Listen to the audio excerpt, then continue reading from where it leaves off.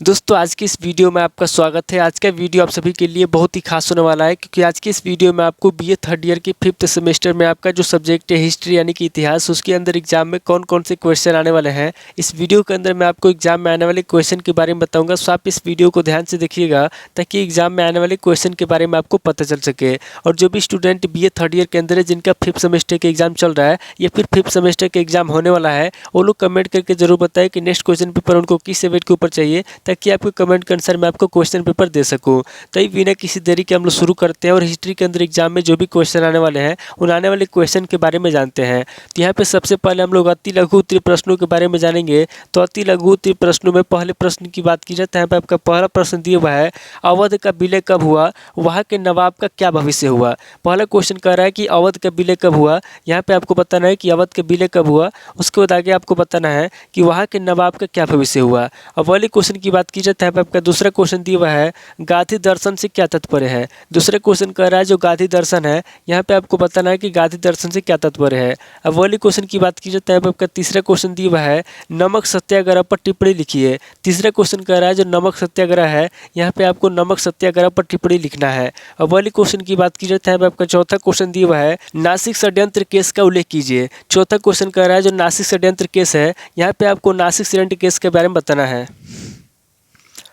नासिक षड्यंत्र केस का उल्लेख कीजिए। चौथा क्वेश्चन कह रहा है जो नासिक षड्यंत्र केस है, यहाँ पे आपको नासिक केस के बारे में बताना है। अब वाली क्वेश्चन की बात की जाए तो यहाँ पे आपका पांचवा क्वेश्चन दिया हुआ है, भारतीय राष्ट्रीय कांग्रेस की स्थापना कब हुई। पांचवा क्वेश्चन कह रहा है जो भारतीय राष्ट्रीय कांग्रेस है उसकी स्थापना कब हुई, यहाँ पे आपको बताना है कि भारतीय राष्ट्रीय कांग्रेस की स्थापना कब हुई। अब वाली क्वेश्चन की बात की जाए तो यहाँ पे आपका छठा क्वेश्चन दिया हुआ है, बंगाल विभाजन कब हुआ। छठा क्वेश्चन कह रहा है कि बंगाल विभाजन कब हुआ, यहाँ पे आपको बंगाल विभाजन के बारे में बताना है। अब वाली क्वेश्चन की बात की जाए तो यहाँ पे आपका सातवां क्वेश्चन दिया हुआ है, कांग्रेस विभाजन का उल्लेख कीजिए। सत्रहवां क्वेश्चन कह रहा है जो कांग्रेस विभाजन है, यानी कि यहाँ पे आपको बताना है कि कांग्रेस के विभाजन कब हुआ।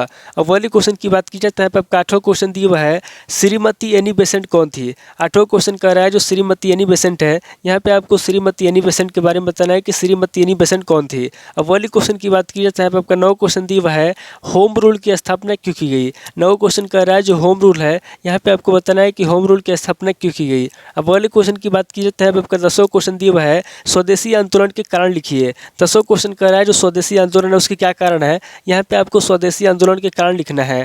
तो टोटल आपके 10 क्वेश्चन हो गए जब अति लघु उत्तरीय प्रश्न में पूछे जाएंगे। अब आगे हम लोग लघु उत्तरीय प्रश्नों के बारे में जानेंगे। तो यहाँ पे लघु उत्तरीय प्रश्नों में पहले प्रश्न की बात की जाए तो यहाँ पे आपका पहला प्रश्न दिया हुआ है, 1857 ईस्वी के विद्रोह के प्रभाव की विवेचना कीजिए। पहला क्वेश्चन कह रहा है जो 1857 ईस्वी के विद्रोह हुआ था, यहाँ पे आपको 1857 ईस्वी के विद्रोह के प्रभाव के बारे में बताना है। अब वाले क्वेश्चन की बात की जाए तो यहाँ पे आपका दूसरा क्वेश्चन दिया हुआ है, भारतीय राष्ट्रवाद के उदय के उत्तरदायी कारकों की विवेचना कीजिए। दूसरा क्वेश्चन कह रहा है जो भारतीय राष्ट्रवाद है, यहाँ पे आपको भारतीय राष्ट्रवाद के उदय के उत्तरदायी कारकों के बारे में बताना है। अब वाली क्वेश्चन की बात की जाए तो यहाँ पे आपका तीसरा क्वेश्चन दिया हुआ है, गांधी जी के राजनीतिक विचार बताइए। तीसरा क्वेश्चन कह रहा है जो गांधी जी हैं, यहाँ पे आपको गांधी जी के राजनीतिक विचार बताना है। अब वाले क्वेश्चन की बात की जाए तो यहाँ पे आपका चौथा क्वेश्चन दिया हुआ है, एओ ह्यूम का कांग्रेस के प्रति योगदान क्या था। चौथा क्वेश्चन कह रहा है जो एओ ह्यूम है, यहाँ पे आपको बताना है कि एओ ह्यूम का कांग्रेस के प्रति योगदान क्या था। अब वाली क्वेश्चन की बात की जाए तो यहाँ पे आपका पांचवा क्वेश्चन दिया हुआ है, उग्रवादी आंदोलन में हिंदू धर्म के पुनरुत्थान की क्या भूमिका थी। पांचवा क्वेश्चन कह रहा है जो उग्रवादी आंदोलन है,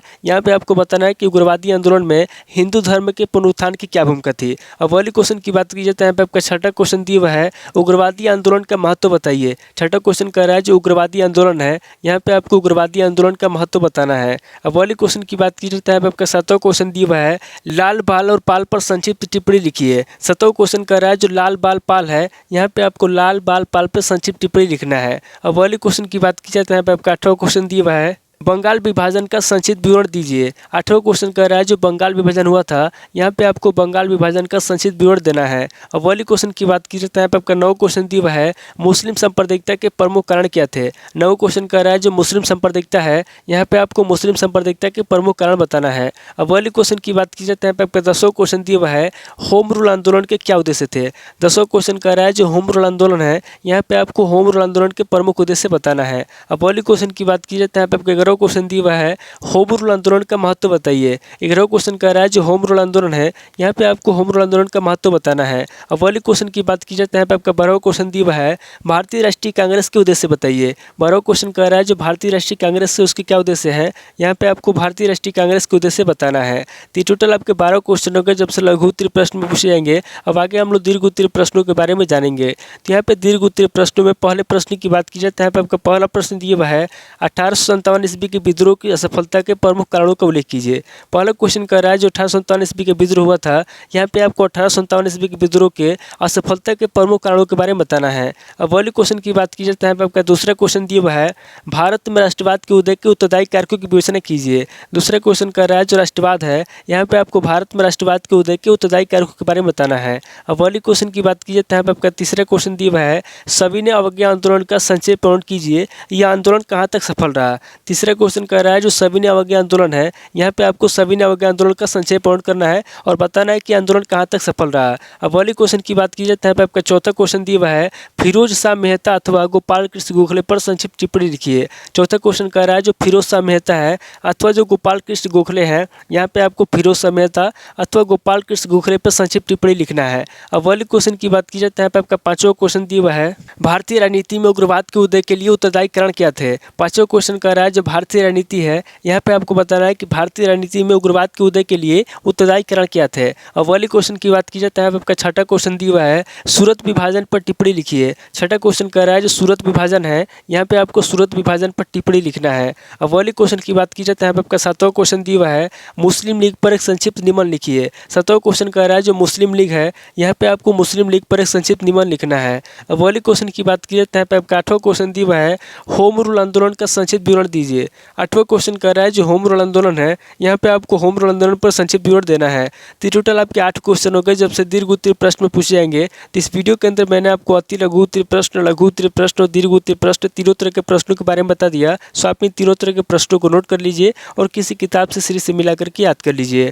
तो दोस्तों आज इस वीडियो को मैं स्किप करता हूँ, मिलता है आपसे नेक्स्ट वीडियो में। अगर आपको वीडियो अच्छा लगा तो वीडियो को लाइक कीजिए, शेयर कीजिए और कमेंट करके बताइए कि आपको नेक्स्ट वीडियो किस टॉपिक के ऊपर चाहिए। थैंक यू दोस्तों।